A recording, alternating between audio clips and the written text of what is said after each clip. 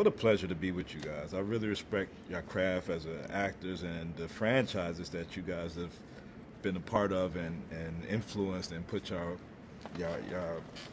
talent into. So my first question is, you guys are both in multiple huge franchises. I mean, even if you count Terminator and Game of Thrones and this huge, and you in the Avengers MCU and this, how do you deal with the fandoms of those franchises, which are like kind of their own creatures?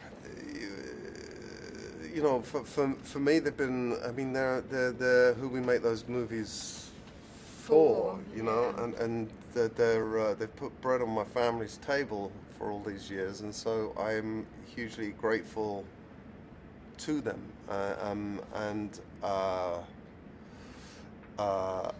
But as far as how do I deal with them, I don't deal with them in any way except to try and be respectful and have a real interaction when I meet them. When I'm in a place where we're, you know, interacting, crossing over and trying to have a real, actual human experience, which is difficult in those circumstances because they're usually quite heightened, weird moments like last night. You know, they're not normal experiences.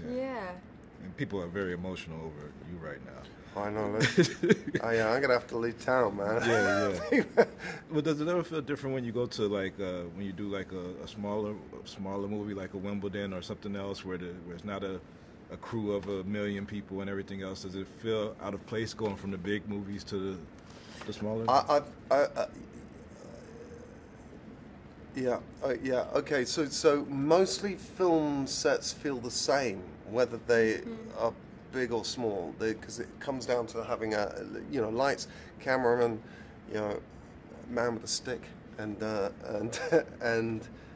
actors and directors, and they all feel much of the same. Infinity War did feel different. It just felt massive. You were aware.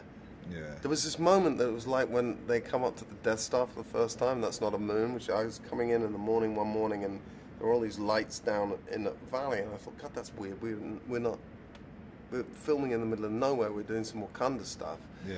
But we're driving down into a town. They went, no, that's just the trailers. And I went, wow.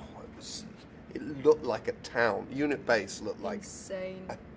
A town. It was crazy. And Emilia, I mean, Game of Thrones, its own beast, its own animal. But Star Wars has decades of fans that, I mean, I looked on Twitter, everybody's like adoring everything you do in this movie. So where did you start with your Star Wars fandom? I mean, did you grow up watching this franchise, and when did it wasn't like current when I was born, so it was something that my brother was really into, and so I watched because of him. But it wasn't my reason for being when I was a kid. Then when Episode 7 came out, I went because you felt for the first time in my understanding of blockbuster movies the enormity of it, because you had so many generations being like, no, this is a big deal, this is a really big deal, don't mess it up. And it was so successful, and I went to go and watch it, and my mind was blown. The quality, the kind of what they created with the special effects, the technology that we were watching was just insane, and I felt like that was how movies should be made. So I became a fan, kind of revisited because of that, and then went back to the originals and then this happened. So you just don't want to disappoint the fans, because it is a lot of everyone's reasons for being an actor. Movies can have a really powerful impact on someone's life. And I think it's a delicate thing that you're dealing with, and you need to be careful with it.